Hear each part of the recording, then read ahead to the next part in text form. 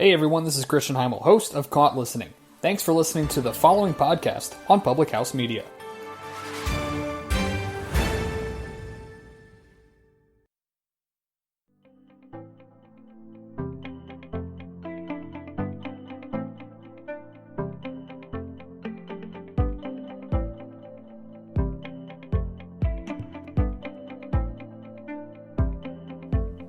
Hello everybody, it's No Filter Friday on Public House Media, however, that's a bit of a misnomer as I am in Dubai and it's Saturday morning, but that's okay. It's like, considering the things we've been through, it's like cartoons. It makes more sense actually. Anyway, how are you? Lovely to see you.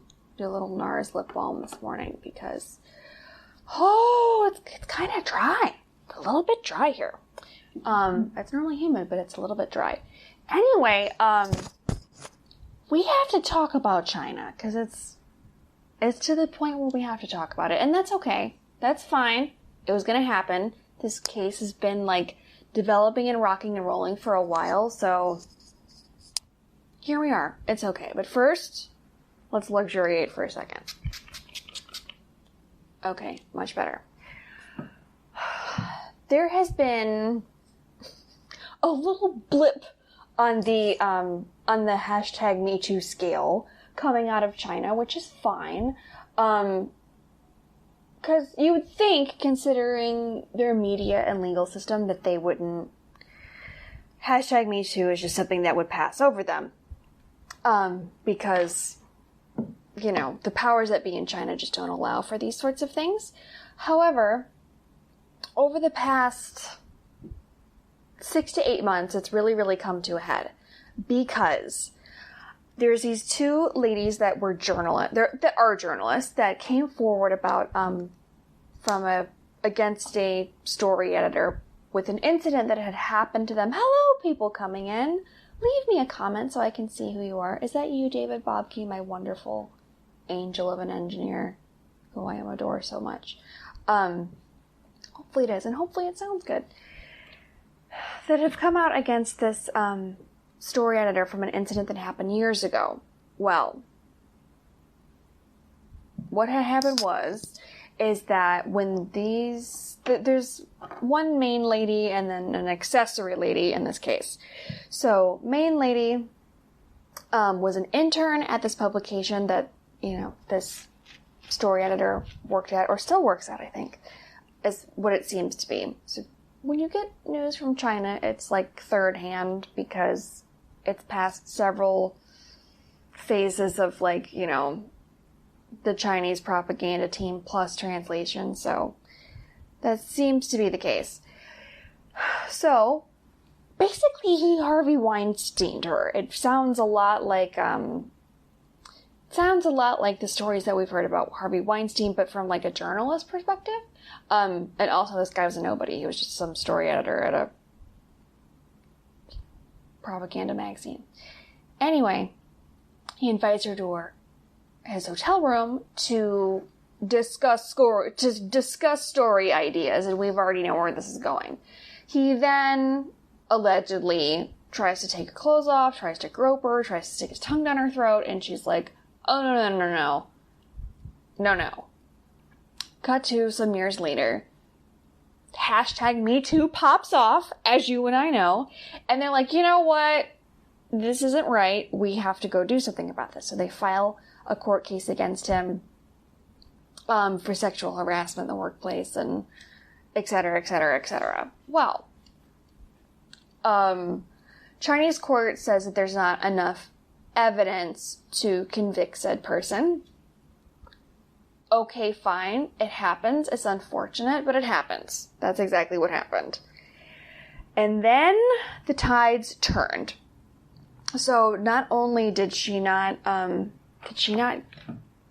get a solid case against him, and her case got dismissed, basically, he then sued her for libel, because libel/slander. So what he sued her for, like, slander and defamation. In the U.S., it would be considered libel because it was printed. But that's just, yet again, another translation thing. So, apparently, when these two ladies decided to come out against him, they wrote an article, like, detailing the sequence of events of what happened when this main lady in this court case accused this guy of this sexual harassment crime. And to be fair, if you did that in the U.S., it wouldn't really go over well because it would be libel. Although, when things happened with Aziz Ansari a couple years ago, the girl that accused him of misbehaving also did that in a written situation, but she did it anonymously, so it's kind of the same situation, but different. Anyway, so as it happens, as of a few days ago, he won his defamation case against her for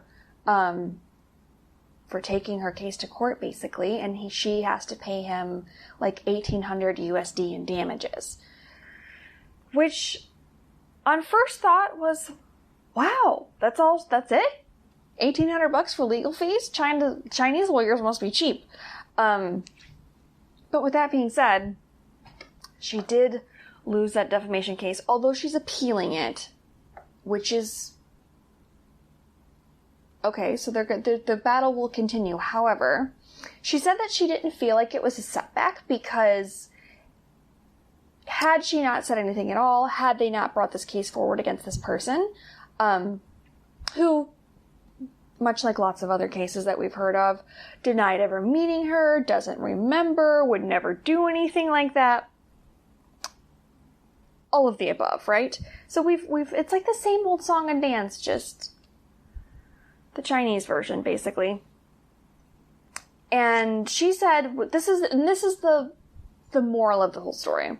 She said that she didn't feel like getting sued successfully for defamation was such a bad thing because she felt like what would really be a loss is to not come after this guy legally at all, to not talk about what happened to her, because apparently, although protest is not allowed in China, she's had a lot of supporters outside of the courthouse with signs and kind of doing whatever little teeny tiny demonstrations could be done in the favor of #MeToo, because apparently this is a major issue in China, which communism makes sense to me as to how it would be not only a bigger issue there, but also correcting the wrong would also be a major issue because you've got a two-sided thing.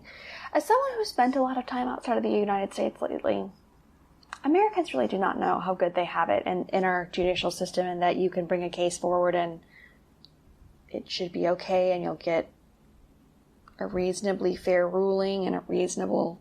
I mean, it's tough. Taking a case to court is always tough, but a judge will make a ruling at some point.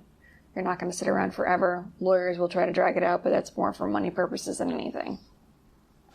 So, hopefully these girls in China, even if nothing happens with their case, that they got to spark at least a little bit of a movement, because just for argument's sake, say none of this ever happened to these girls, they are falsely accusing. Just for argument's sake, let's say that. Not everybody's falsely accusing. Not everybody had the opportunity to take their case before to a court in China. And at least, at the very, very least, people get to see that there is some support there. There is some sort of a movement to try to go in the correct direction from all of the sex crimes, sexual harassment, things of that nature. So good for them. If anything, they sparked a movement, and that's a major, major undertaking anywhere, but it's definitely a major undertaking in China. So we'll see what happens with the dissent, and what little protesting they can do. It's really, really important. So that's the major takeaway that we should have, is that we should all do whatever we can in the wave of movement. Anyway, that's enough No Filter Friday. I will see you all next week. Hopefully things will be better than that case, and 2021 will be better than 2020. Hopefully. Okay, check out other shows on Public House Media like Choose to Rise, and I will see you all next week. Bye.